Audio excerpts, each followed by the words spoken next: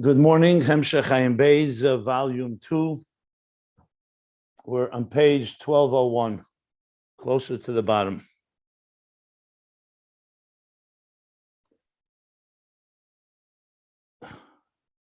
Okay.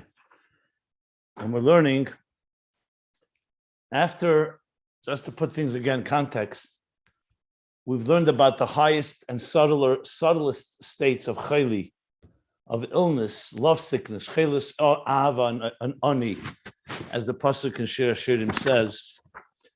We learned about it in the context of the yearning of the Ir HaGvul to the Ir HaBli the Eish Shchera, the dark fire to the white fire, and that the main yearning happens the Riyah, through Riyah.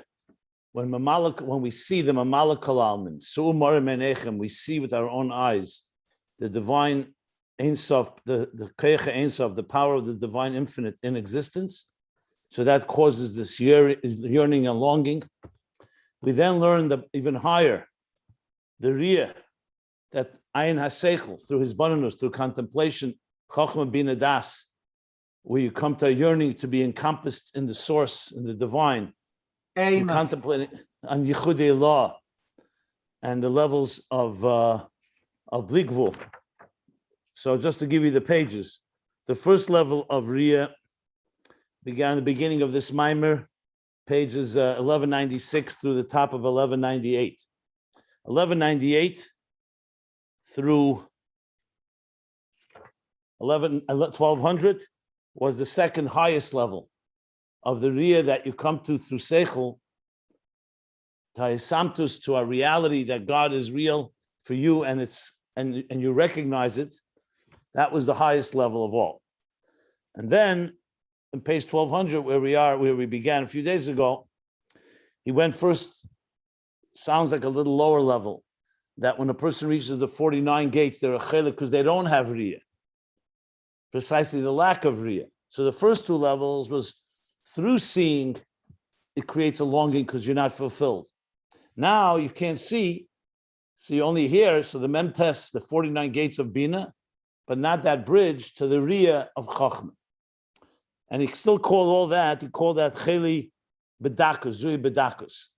And then he said elsewhere, that descent from Riyah to Shmiyah actually caused the Chet Tzadas, and that he calls Chela Mamish, because it's a real sin. It's not just a subtle lack, which is also creates a strong aching and longing and chelas ava. So now chela mamish. Now whether this chela mamish means chelas ava, you could argue it's not, because chela mamish, they're sick because they did enough sin. The sickness is due to the fact they're not aligned to godliness, not due to the fact that they're seeking godliness and can't be fulfilled with it. That's what it sounds like when you read it. But when we finish the subject, I'm going to go over it again to make sure everything is airtight, because not everything is chela sava. Some things are chela. And then he went into Inyanhu, which seems to come to explain chela mamish.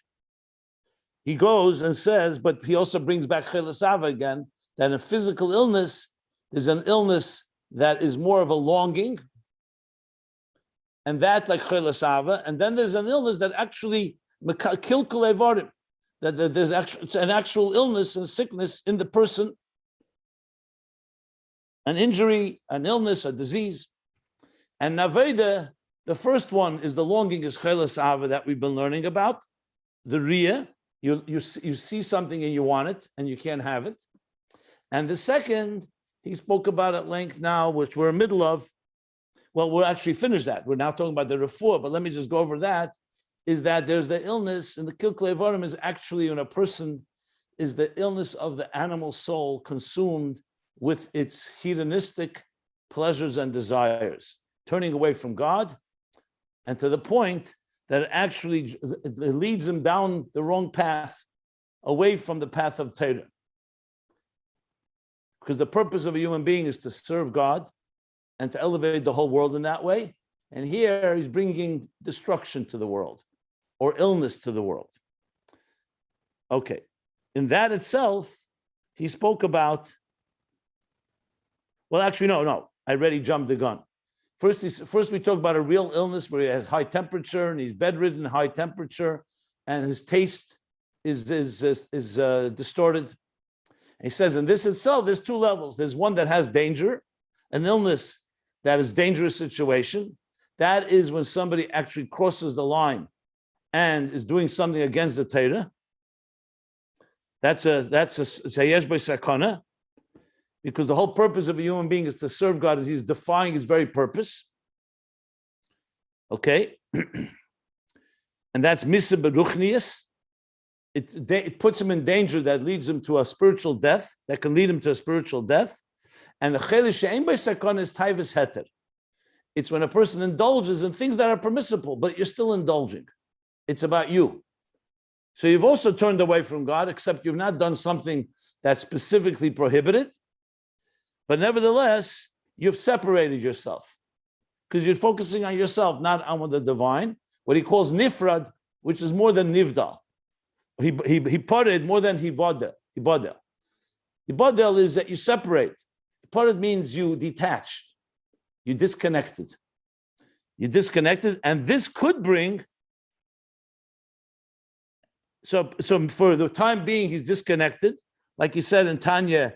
He brought from Tanya that you read this with Ra Gomur, and it could bring to much worse, to Ra Gomur, like he brought the example of the Ben Seder made. Okay.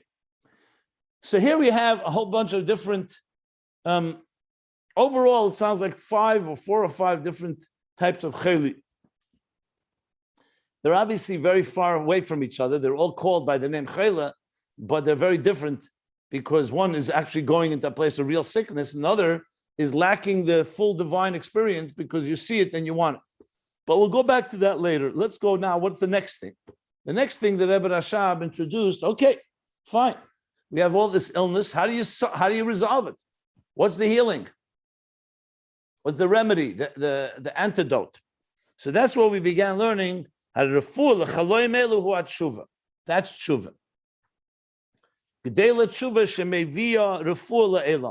Teshuva is great. It brings healing to the world. Now, what does Teshuva do? Teshuva comes to repair the injury or the wound or the disease or the illness. And to do so, you need a davar chodif, the chazak yeser. You need something that's even stronger than what was there before the illness, because now you have to revive it and correct it. So he doesn't say those words exactly, but he does say chariv chazak yeser, and he explains it. Explains in the context of a human example that when a person is a healthy person, what's happening? The circulation of the blood and the oxygen, the ruach chayim, the breath of life, is smoothly flowing through his whole being. When there's no kilkul. It's flowing smoothly, so then a person is completely healthy. Kilkul, as we discussed, if there's some kilkul, means something wrong, something is not working correctly. And as I said, it could be a blockage, it can be a growth, it can be many different things, an injury. So he says, ma'akiv or mamayit. It either blocks the flow or it diminishes the flow. And it stops or diminishes the blood being able to reach all the organs and all the limbs and all the parts of the body. And that's when you need healing. To repair the cause of this blockage or this diminishment. And the healing, what does it do? It unblocks and to draw back the flow that it should be as it was when it's in a healthy state. Good. So now, what's the nimshal we learned?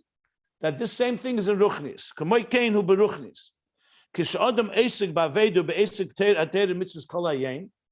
When a person is involved, and Isaac, he's immersed, he's working on serving God and in the business of and working on Torah mitzvahs all day, In other words, not sporadically, but he's involved with that. So then he's davuk v'kusher. He's attached and bound. V'elikim chayim. And when that's the case, he's in a completely healthy state spiritually.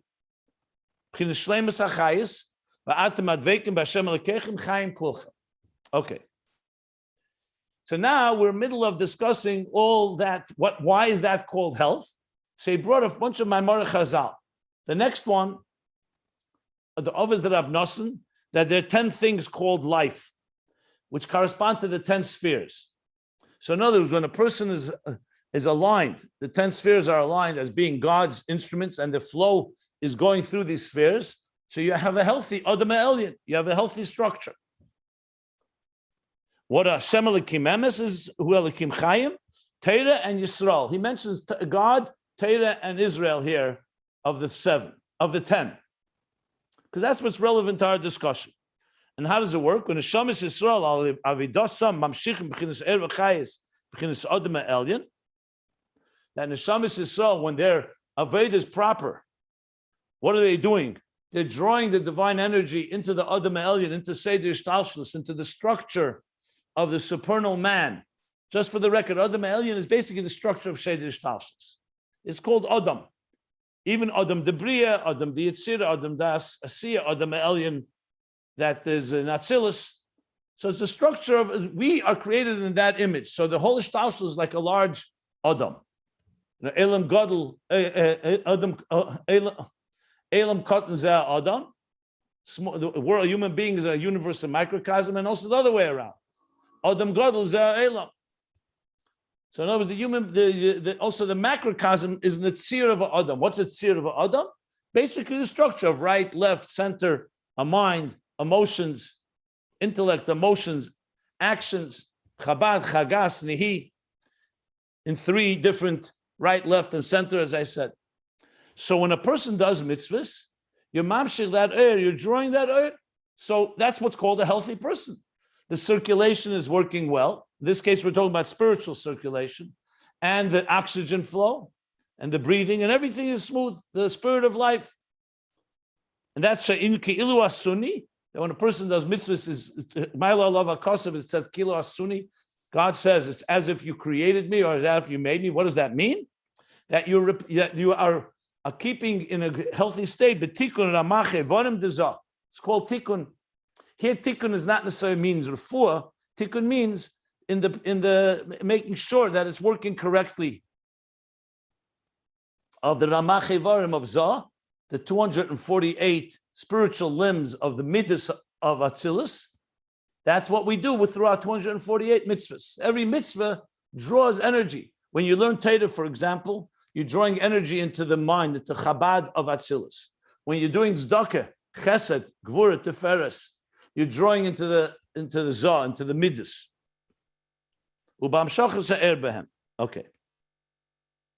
By Dezeh, I'm reading now from 3rd line from the bottom. We learned this, but I'm just going it over. Might as well just go into the flow where we are. By Dezeh.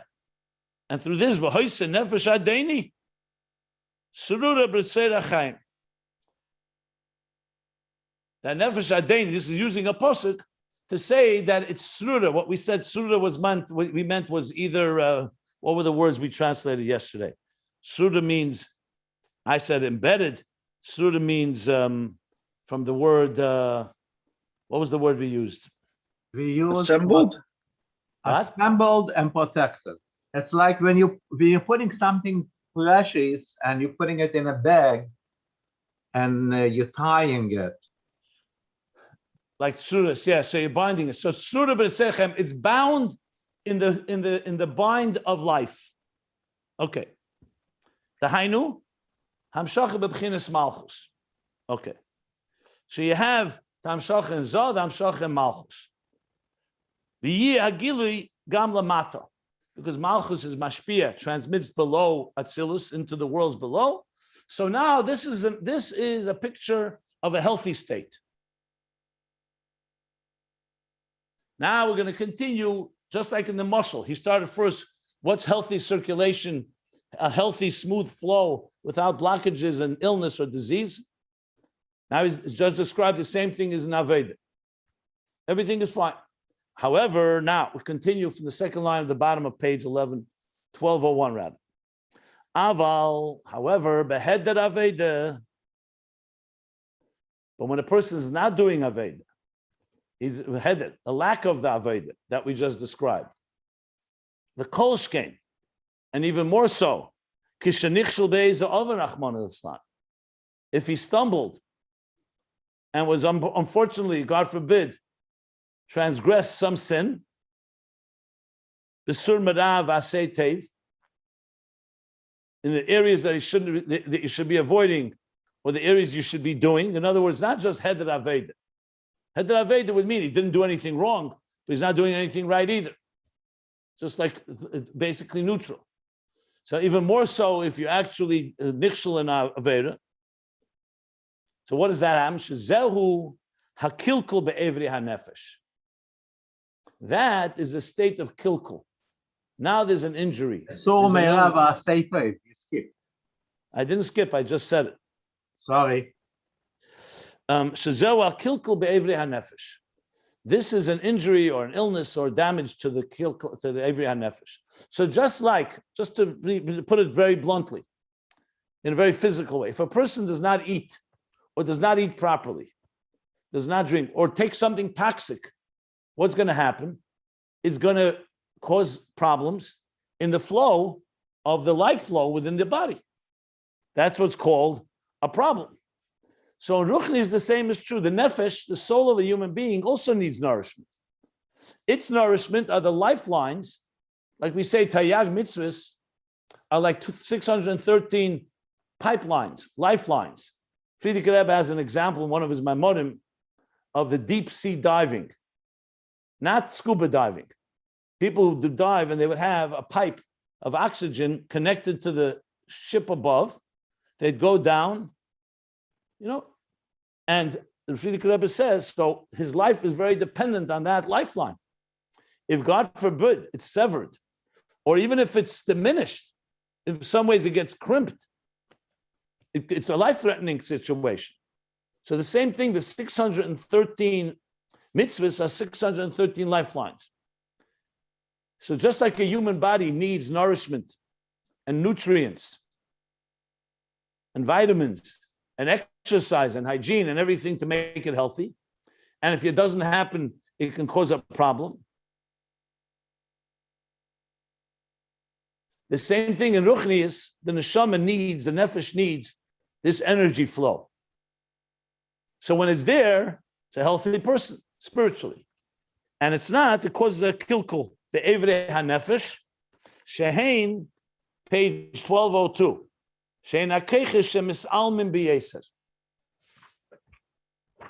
What does that mean? He says, he spells it out, that the keiches hanefesh get increasingly concealed. So just like, for example, when the flow of blood is in some way impeded from an organ, from a limb, what happens? The energy that's supposed to keep the limb alive gets weak, it gets diminished to the point that the limb can't function properly. When a person says, I'm weak, God forbid, or a certain part of my body is weak, it's a sign that the life force is not getting there completely due to whatever is blocking it. So in Ruchnius, what does that mean? The nefesh is a source of energy. It's connected to God. If the flow is right, the nefesh is flowing into the whole body, meaning, and let's call it, we'll talk about the Ruchnius now, that the faculties are all functioning. But when a person does something that either is not doing the right work, avodah, or worse, kolshkein, that is doing something that's destructive, like a transgression. So the keiches hanefesh become misalmim b'yeser. They essentially recede. It would be like we speak about, for example, you talk about timtum hamoyach, timtum halev. When a person eats certain foods that are inappropriate, spiritually inappropriate foods, cholavakum, other things that Chazal and Sfarim talk about. So what happens? It actually causes that it blocks a certain flow on a spiritual level. We're not on the level where we get physically sick when we're lacking spiritual nutrients. There are people on that level too, but even on a very spiritual level. Okay, so that's the first thing. There's a kilkul that's so-called diminishing or blocking the flow. the gam, and also additionally, oisa b'gam b'hakelim l'mayla. So besides that, it's just stopping the flow of energy. It also causes damage. Pagam is like an injury or a blemish in the kalim, lamaila. So besides that, the oiris and the kalim are not smoothly flowing into one another. So for example, you can make that the heart is working well, it's pumping blood, but there's a block, so it doesn't reach certain parts of the body. But what happens, even furthermore, it's not just the block of the flow, that the actual kalim, the evarim, or even the heart itself gets a blemish, God forbid, gets injured. So he says in Ruchnius, it's not just blocking the flow, the kalim themselves, you create a pagam lamaila. Ukiyadua, shepekalim negeya maisa tachtenim. That the kalim of Atzilus, the kalim of the Elimus of the higher worlds, they are affected. The maisa tachtenim. Our actions affect them directly. We either build those containers or we can cause damage in them. In addition, like I just said, from the flow of oil not being able to reach them properly. And through a sin and a transgression causes a b'gam. Again, a bam is a blemish, an injury. B'gam is it can be an infraction. I mean, I'm just thinking of different words. B'gam. A wound? A wound, yeah. A wound is good. A wound is good, yeah. So it's interesting. I'm just wanting to see the Lashon exactly.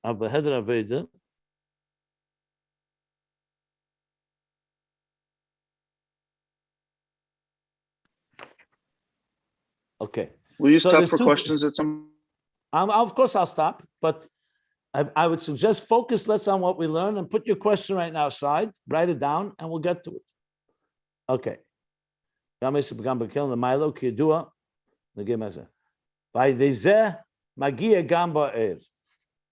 once there's an injury or a wound in the keli, it reaches also the oir.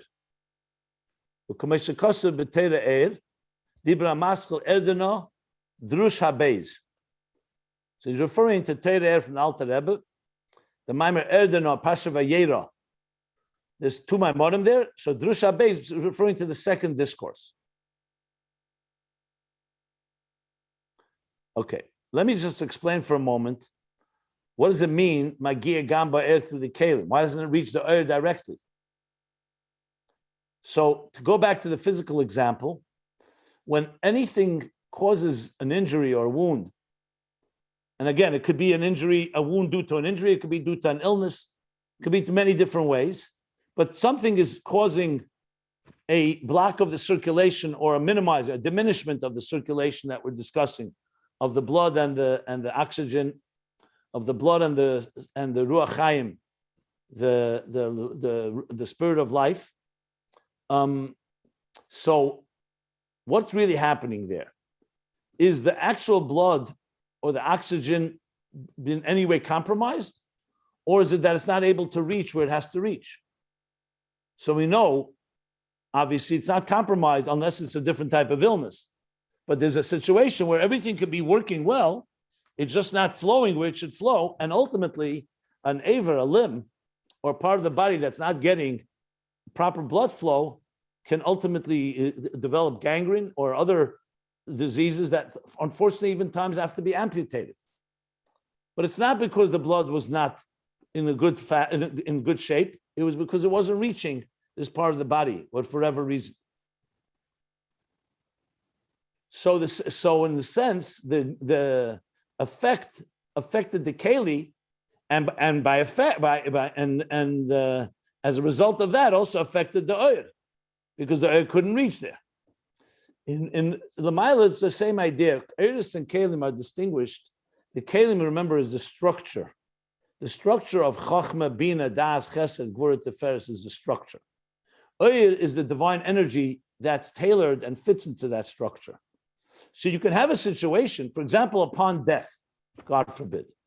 Is the neshama blemished? Is the neshama injured? No. It's the body, the appliance, that can no longer function, either due to illness or old age or wore down. And ultimately, the neshama couldn't stay there. Think of an appliance that breaks down, so the electricity is not compromised. The electricity, however, cannot flow into this appliance. The appliance is broken or old. And the energy can't quite flow in. Just like any injury. A person has an injury, you don't say the injury is in the power of vision. The injury can be in the eye again, God forbid. The power of vision is intact, but you need something to unblock it to be able to flow. Lamaila, the same idea. An Eir transcends injuries and wounds because it's godly energy. However, because that godly energy was instructed, like we learned earlier about Eir Pnimi. What's an Eir Pnimi? An Eir Pnimi is an energy that's tailored particularly to this particular keli, but it's a divine energy. So as it's being divine, it's not impacted directly. However, the container, the structure could be impacted. So that's why Maisa Tachtenim affect directly the keli. And by extension, osmosis extension, the Eir is affected because the whole purpose of the Eir is to be in that keli. So to say an neshama is happy upon death, no, al korchachat the mess, because the neshama knows it's supposed to be in this body, but the damage was done on the body end. Take a teacher and a student. The teacher is teaching an idea, for whatever reason. Well, and the student is listening. Then something happens. The student is distracted, or the student isn't feeling well, or whatever it may be. The teacher's flow is continuing. The problem is the student is not a keli right now, or his keli has been compromised. Let's put it better. And he can't quite hear it. So of course the teacher is going to have agmas nefesh, is going to be aggravated by it, not because he's been his seichel is not intact. It's intact, but he knows his intention is to teach to the student. And if the student is not fully there, the Eir is there. The Eir can't manifest in the student, so that affects the teacher, but not directly. It's indirectly, because since the teacher wants to give that Eir to the keli, he actually tailored it that way. So therefore, like in the Lashon, he says, "Magia gamba Eir." So point being is that when there's a sin, a transgression, it causes these two things to happen: the wound in the containers, and in effect reaches also the Eir, which is not able to flow properly in there. So we need now Teshuva to heal it. Let me just finish this sentence. And this begam, caused by the sin, this wound caused by the transgression, just like in the physical muscle, menea, it blocks ma'akav and impedes. Or you could say menea is impedes, ma'akav is blocks. Hiluch ha'ir, like we said, hiluch hadam, the circulation and flow of the blood. Now it's the hiluch ha'ir, v'achayis, the energy and the vitality, v'nifsika hamshacha, and the hamshacha coming from that ir is paused or interrupted. Hein lamaila, both above in the Adam Elyon, the hein lamata, and also below, because we get our energy. The Adam lamata gets it from the Adam lamaila in ruchnis, in spiritual sense. So this is why we need healing, which is what we're going to learn next. I'm happy to stop here, even though it's middle of the subject, because we want to talk about the healing. But if somebody has something they want me to clarify, please. I have a question about just what you were giving over, in that when there is a spiritual, let's call it infirmment, like the types of behavior. You're no longer engaging Torah mitzvahs, or you're doing it less, and you're sidetracked with other issues of chitzonius to one degree or another, which makes you to one degree sicker. So it causes this pagam, and I understand how that would restrict the flow of elokus into the kalim of your spiritual energy below. But what I don't understand is how this causes my behavior, let's take me for example, or a person's behavior can affect, it causes a pagam in the kalim above. Now I understand it's not a pagam in the or, but still the kalim lamaila are godly constructs. The answer is very straightforward. All of Chassidus talks about this, and not just Chassidus, the Gemara talks about. Remember, the whole cosmic order was created for the human being. Like we said before, everything was created for us. So when we don't fulfill our thing, every whole Seder, it ripples through the whole Seder Shtalshus. God doesn't need a cosmic order. He doesn't need Atzilus, not Bria, not Yitzira, not Asiya. He created it all for us to have stepping stones. So the fact of the matter is, a person's actions below impact everything to the highest levels. The dynamics is that it's through the kalim and then it affects the earth. But the reason is very simple. If we don't do what we have to do on this earth, the whole Seder Shtalshus is not fulfilling its purpose. It's not like there's a whole domain there that's independent of us. The whole purpose of existence is our doing our work here. So all the angels and all the celestial and spiritual bodies and entities are all waiting both for a mitzvah or, God forbid, are affected when there's something negative. So this is a common theme in the Gemara as well, where we talk about how a human being impacts entire existence all the way up to the highest levels. So just to clarify, this is even more than an issue of a lack of a shiluv Try to use, since you're using Hebrew words, either use the words he's saying here, because shiluv can be very confusing because he use shiluv in a different context. Elsewhere, right? No, I was saying that this so what's your question? I'm not sure. What's your follow-up question? Let me try and be specific. No, I was commenting on what you just, I'm not commenting, trying to clarify. Go on. I can't put it into a very concise question. So, but you answered my question. So let's, I don't want to hold people up. Okay. So now continuing on, he says like this. So now that we have this flow, divine flow has been impeded or blocked in some way, and it's not flowing properly due to a transgression. And again, using a simple example, if you eat healthy food, it builds your health and strength. If you eat or consume or breathe or anything, something toxic, it's going to cause problem in the flow. The same thing is spiritually.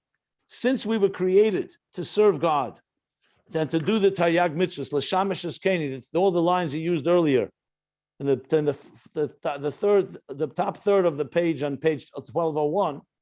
So that when a human being is not living up to their purpose, which is either by not doing what they should do, or doing something they shouldn't be doing, so the flow, which gives them their very purpose, is somewhat impeded. So now we need a healing. To correct, to repair, and heal this injury or this damage or this blemish, or the different words we used. This dysfunctionality.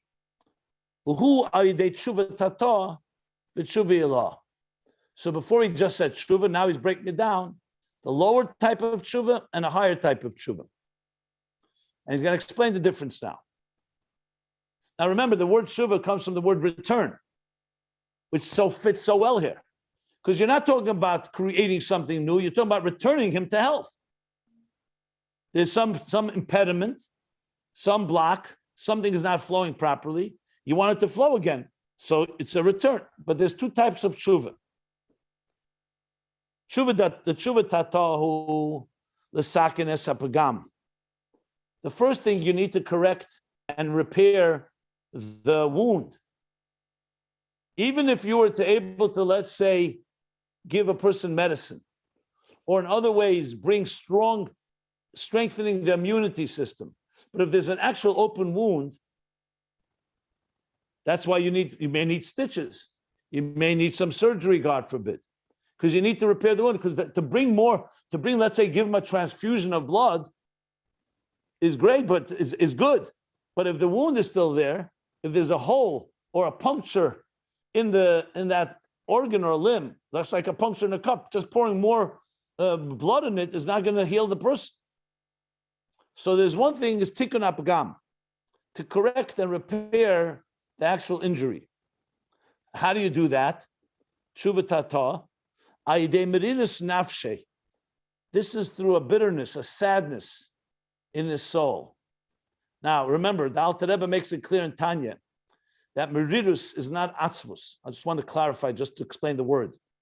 Atzvus is depression that demoralizes a person and debilitates the person and does not motivate them to do anything.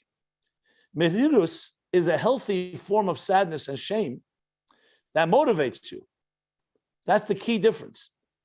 So atzvus just causes you to become immobile. It paralyzes you. And meridus is like a regret, a sadness of what has happened to you. So if a person, for example, did something really bad or sin, and they have atzvus, atzvus is not going to get them anywhere. Atzvus itself becomes part of the problem. If they have meridus, means like a regret, a sadness. Look at how far my soul has wandered off from God. I'm not living up to I betrayed myself. I betrayed my purpose. That's like meridus nafshe. Shemismarmer ma'oid al inyonov. He deeply is embittered over matters of his life, of his status, of his state of being. Inyonov is a very general word. It means all his inyonim, all his matters. Umischaret b'charota amitis, and he regrets with a true and complete regret and remorse. Ubekabola ubeheskem gomer alahaba. So there's two parts. There's regretting, but that's not enough. That's just saying, okay, I don't want that past. But there's also a heskem gomer, a complete determination or resolution, alahaba, on the future. Now, this is true in every given situation where a mistake happened, deliberately, but where a person wants to correct something. So besides, if a person says, you know what, let's forget about the past, let's move forward. No, you have to regret the past, because then you'll just repeat it. So you have to fully understand, appreciate the consequences of your past or what happened, and say, I don't want that, and I truly regret and have remorse over it. But number two, you can't stop there. That's just stopping the past. You also have to have a strong and a complete resolution and determination going forward that you're going to do it differently. Allahaba. All this is so far Teshuva tata. So a few things. He said three things so far. Mismarma ma'id, which is a deep bitterness, a deep sadness over the situation, which leads umischaret, and a regret, full regret and remorse, and a complete resolution for the future to make it better. Shelo yashuv l'chisla oid, that he should never return, should not return to that transgression. The chisla is like to that setback, chisla, that silliness, seal, that foolishness. Okay. So that's teshuva tata. So what's the role of teshuva tata? It takes care of things on the ground level, that where the damage was done, or the injury, or the wound, etc., through the sin. Teshuva tata cleans it up. Cleans it up. First of all, there's the feeling, there's the bitterness and sadness. Then there's the regret, and going forward, this is going to all now be turning a new leaf, a new approach, not return to that past life or past behavior, I should say. What's teshuva law? Teshuva law, the higher teshuva goes like this: Hu hatzaike me'umke deliba. It's the cry from the depths of the heart, shereitza me'ed li'skarav elavaya, that strongly desires to get close to God. V'hu b'teikef harotze v'atzimoyin. And now, because there was a setback, remember, teshuva law, there was a setback. Teshuva tata dealt with the so-called immediate issues. So now, because there was a setback, this desire to be close to God is not a regular sort of desire. because it's coming after there was a problem. So he says it's betekef harotzev atzemoyin. It's with intensity of a yearning, a longing, and a thirst. Much more than it was before the transgression. Because before, when a person was in a healthy state, he was doing mitzvahs, living up to what God wants, yes, that's beautiful. Everything is in a healthy state. Now that he went through a situation, that there was some injury, some wound, whatever level, through the transgression, so tshuva ta'ata repairs the wound, regret, determination to go forward the right way. Tshuva is furthermore, it actually creates a deeper rotze. And this is this profound cry that only comes after there was something lacking. You don't cry like this on your own. And now there's a more intense connection to God than there was even before. Tshuva ta'ata doesn't do that. Tshuva ta'ata basically cleans the slate. It brings it back to the way it was. You clean up the wound. You correct whatever was in the past to make sure the injury doesn't happen again, the wound. And going forward, it shouldn't be this way again. Tshuva, he says, no, add something. It adds a deeper hunger, a deeper thirst, a deeper longing. He says, he wants to very deeply get connected to God. In a sense, like he says in Perek Zayin and Tanya, just an example. Because he was so thirsty due to the transgression, so his thirst is so much stronger now. And therefore his seeking to quench the thirst is deeper. Okay. Like it says, Ma'amakim karasicha mema'amakim. From the depths I called out to you. I called to you. What's ma'amakim? It's actually, Chassidus says it's two. Ma'amakim is lashon rab in plural. But here he says, me'emek upnimius hanefesh b'yesed. Here he's not talking about the plural. Maybe he is. No, I don't think so. No. Or maybe, yeah, we'll see in a second. From the depth and the innermost of the parts of the nefesh. So when everything is going normal in life, you don't see a person crying out for help. They don't dig deeper into their soul and heart and cry, because there's no reason they should. Whenever there's a crisis or a tragedy like we've seen now, whenever there's something that's lacking, something is missing, so that causes the person to go much deeper into their heart to cry out. And that's mama'amakim. From Emi Kaprimis HaNefesh B'Yeser. From the depth and the innermost part of the nefesh, B'Yeser, increasingly so. And what happens when a person, one second, we made a decision that we're not going to stop until I stop, or else we're disturbing other people from learning. So please, just be patient. Yeah, this is the ma'amakim. That like this. So through this, when a person reaches deeper, when you call out to someone you love from the depths of your heart, what happens? There's a response, also from the depths. You draw down from above, from the depths and the innermost levels, and the inner level of Ein Sof.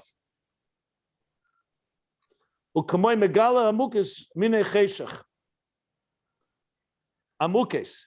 He reveals the amukes, the depths from within, through the darkness. Shemamshich, what does that mean? Shem Havaya de la, not just Shem Havaya de la Tata.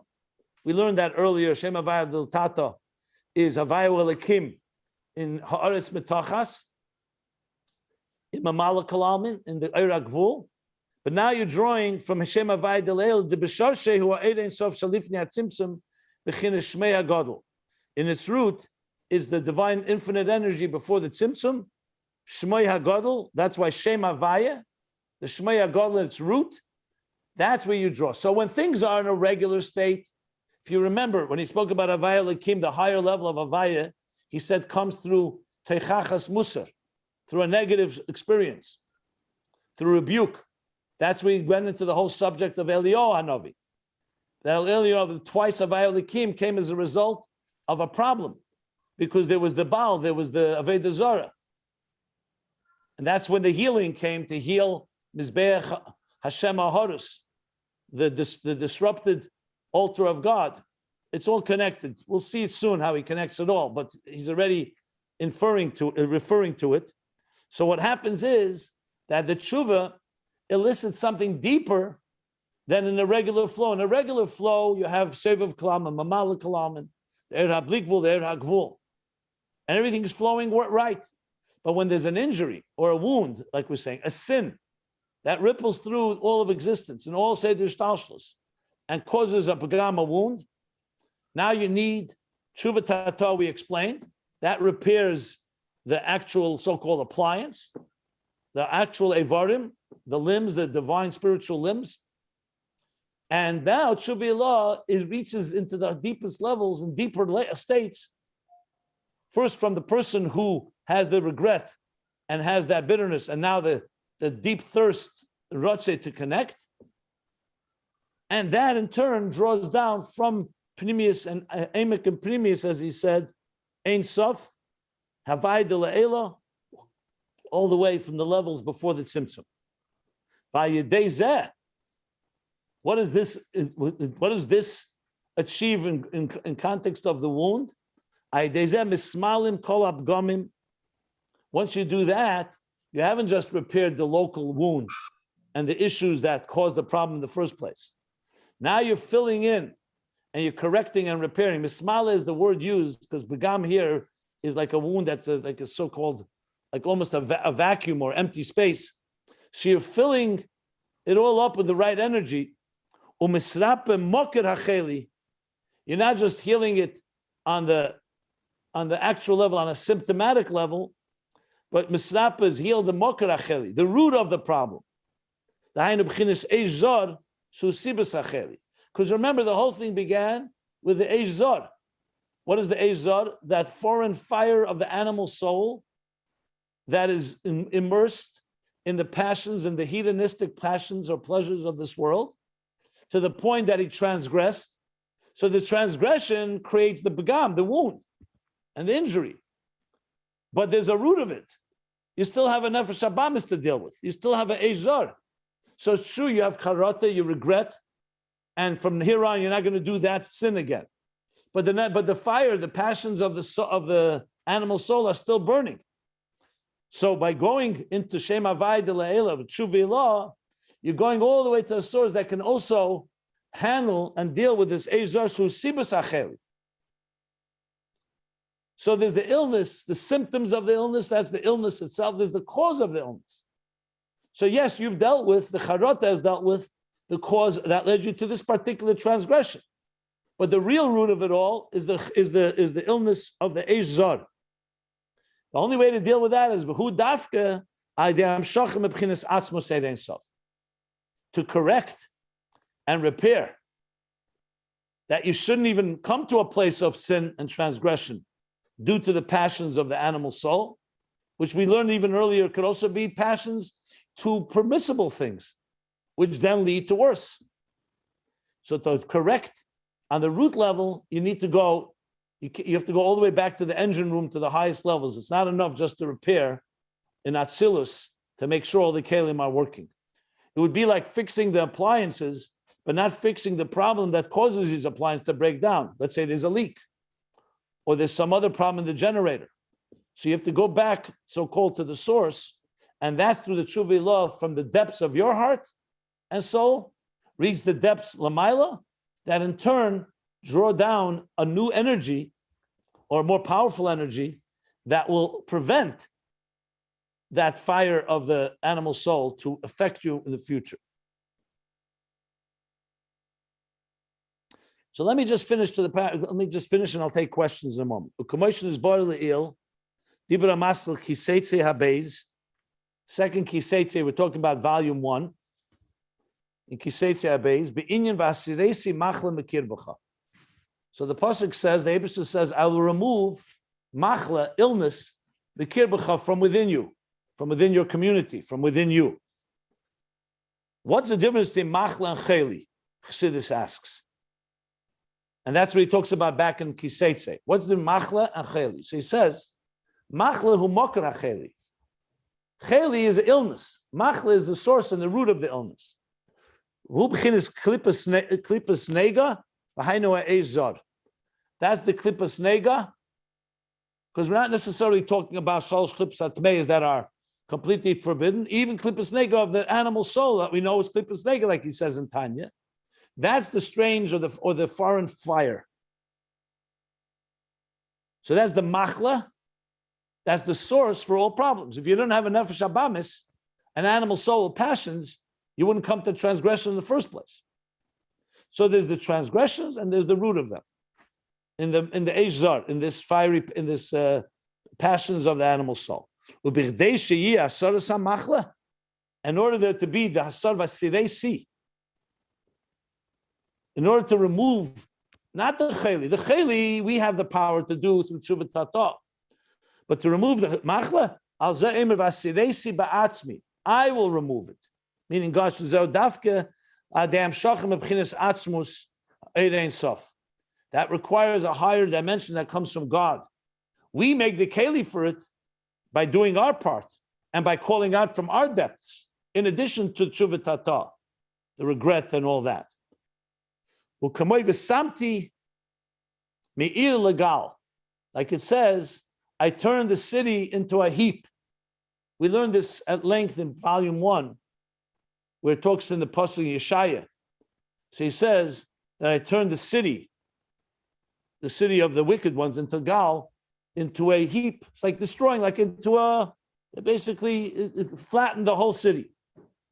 What is that? Who bitl malchus, the nega. Ir is malchus the nega, which means malchus of klippas nega. It's not shal klippas atmeis necessarily, but it's nega, which means it's klippas nega. It's not pure kedusha. It's essentially the world is under the control of klippas nega. Shezem b'chinas atzmus erein sof. V'samti, like vasiresi, I turned the city into a heap, to a mound. That comes from samti atzmus erein sof dafke from commotion is boyasham. This is all in the Maimer Kiseitse, the second Kiseitse, where he talks about this subject matter, which we can look at a little later. Now, the end of the paragraph here. I shall stop now. Please, if you have questions or comments.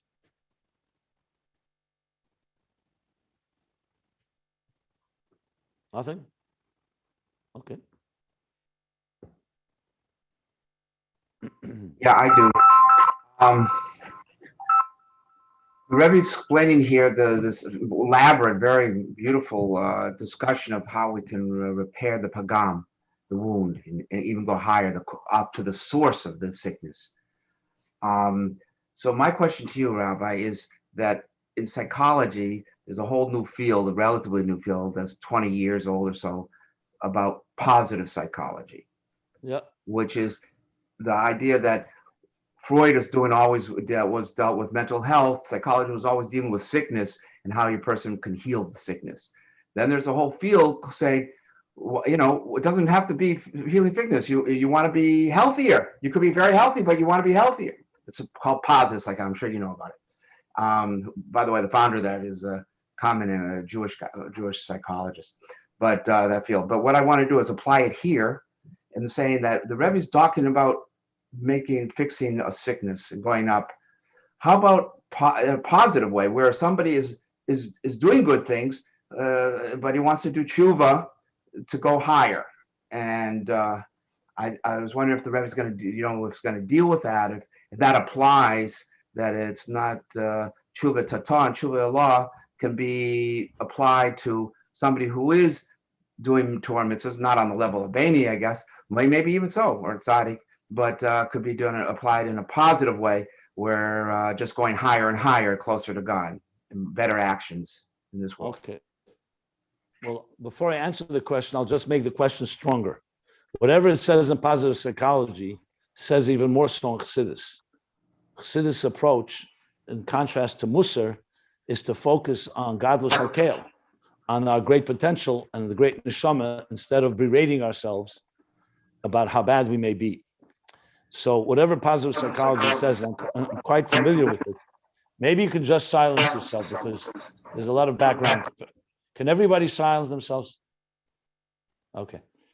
So whatever it says in positive psychology, and I'm quite familiar with it, is even more so in Chassidus, and I wouldn't be surprised. I don't know if he took it from there, but so you don't even need positive psychology to ask this question. You can ask the question.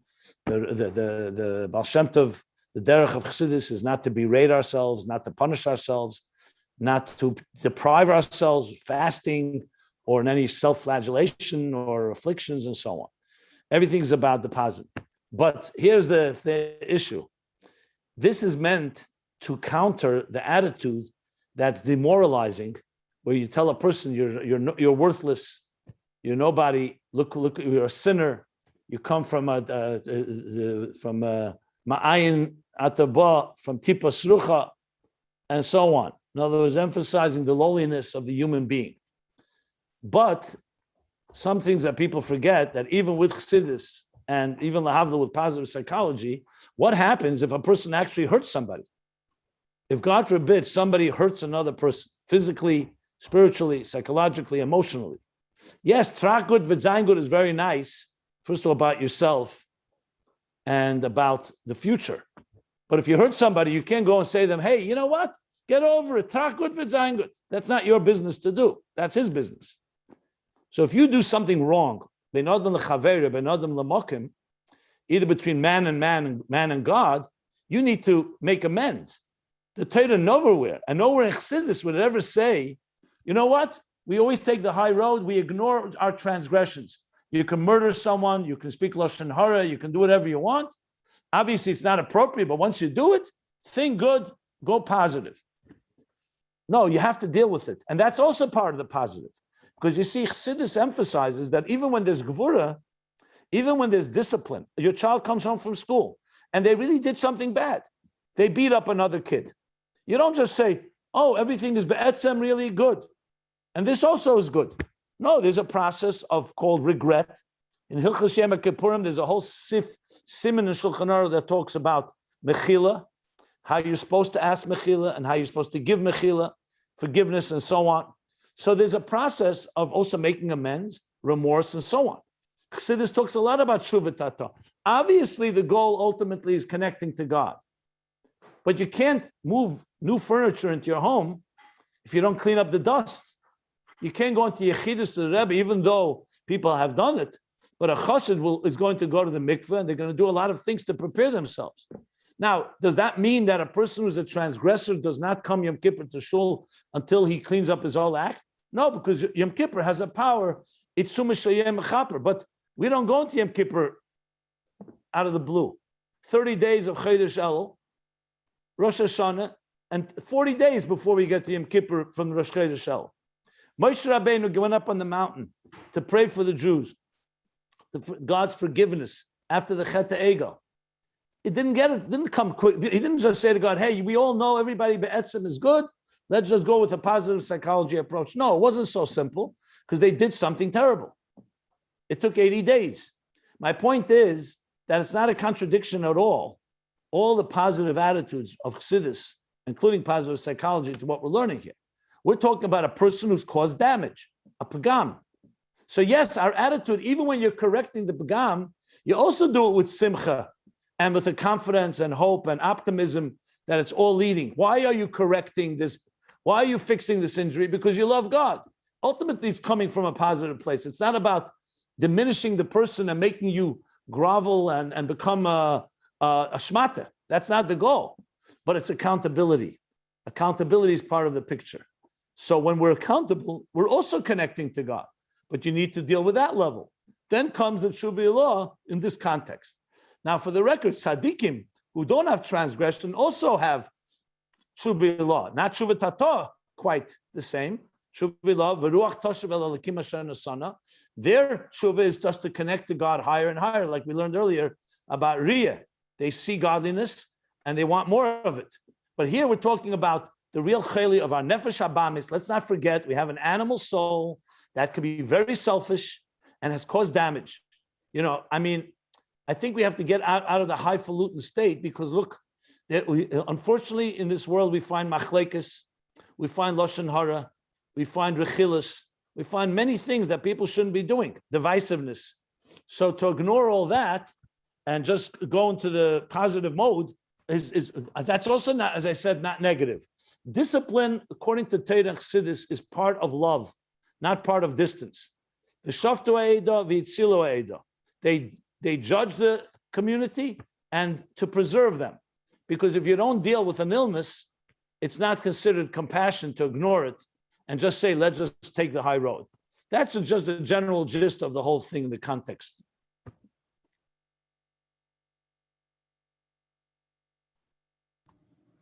I'm not, maybe I had a different question, but I think that's why I understood what you were asking. The question was very nice how you said, but the question I was really asking, if you reach somebody, if you get to somebody who's not Torah mitzvahs, doesn't know about it, but they're good people, meaning that they First of all, you're talking about Atinik Shenishba? Atinik Shenishba? Yes. That's not what he's discussing. He's not discussing Atinik Shenishba, who's potter for the mitzvahs because he doesn't know. That's not what he's discussing here. He's discussing a person who does a sin, and I'm not talking about Atinik Shenishba. This is not what he's discussing here. Okay. You're asking now another question. What about the many people who grew up in homes and environments that didn't have Torah mitzvahs, and they lived not to do to their own fault an unhealthy life? That's what you're asking. No, they live unhealthy in that they don't have God in their life. But you would see, if you were to see them, they're good people. They're honest. They don't speak lashon hara. They're loving. They're not hurting people. They're good people. They're good people. Okay, so but are they capable of transgressing in their own way? Of course. So that's what he's talking about. 1 second. That's what he's talking about. If they transgress, these ideas apply as well. But they're transgressing on a subtle way. I wouldn't call it a big wound. What do you mean? I know people who may not. You're telling me that everyone that's a Tinik Shenishba never sins? No, I'm certainly not saying that. So what are you saying? I'm talking about people that are that their sins are relatively minor. Meaning that I know people that are honest, don't speak lashon hara. Do they have this? 1 second.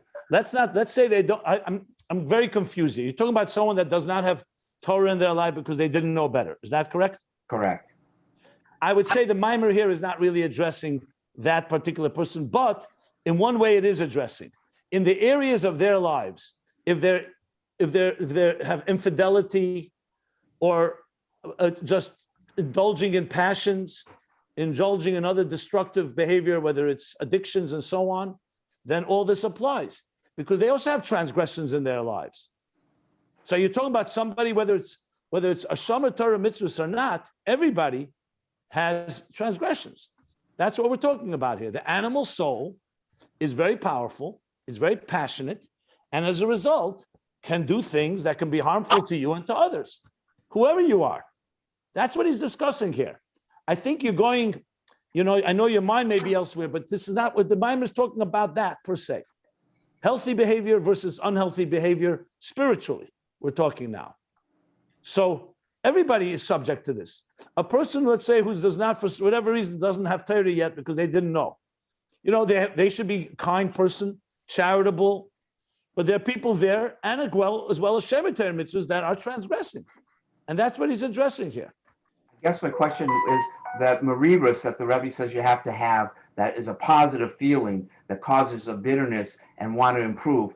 I know people, many people actually, that don't have infidelity in their life. They are not addicted. They don't lie. They don't speak lashon hara. They live what you call a very. I know from people also that are that way. What are you saying exactly? No, I'm questioning how. There's too much background. Can everybody mute? Yeah, that was. I'm sorry. I'm trying to say that this level of marirus to get you to do this tshuva to bring the refuah. How does it apply to somebody that doesn't really have something to cause such a big wounds in their lives? They don't have I have never. Can you first of all mute so we can hear? I have never met a human being on earth that doesn't have anything that he has regrets over. I've never met such a person. You have? God bless you. That's called a tzaddik. I've never met a person that doesn't have something that they would have loved to done differently. It could be subtle, it can be not so subtle. So I'm not sure what you're talking to me about a tzaddik who doesn't have anything to do shuva tata over. If you're talking about a tzaddik like that has no yetzer hara, so then there's another question. It's not talking about that type of person. He's talking about a person that has an animal soul. He didn't kill his soul, animal soul, like it says, "Nafshi chol b'kibri" by David. He has an animal soul that's effective and has impacted him, not like a Beinani, who doesn't impact him. It's impacted him in thought, speech, or action. I've never met a person that does not have that. So he's talking about that type of person. Some people have it very transgress a lot, and some people are more subtle. So I'm not sure what you're asking me. I mean, it's mismarim benafshe is on the person, the issues in their areas, whatever it may be, subtle or not subtle, where they are working on correcting. If they don't have a pagam, if you're saying they don't have a pagam, they have no injury, so they're healthy. So then he's not talking about someone who's healthy. He's talking about someone who does have a pagam. That's where the mismara benafshe comes in. As I said, I don't know anybody in this world that doesn't have some wound in some way, subtle or not subtle. So I'm not clear what you're addressing. I'm trying to get to a question about motivation to do tshuva. One second. Let me first of all stop the recording here. So let me just stop. We're at the end of the paragraph on page 1202.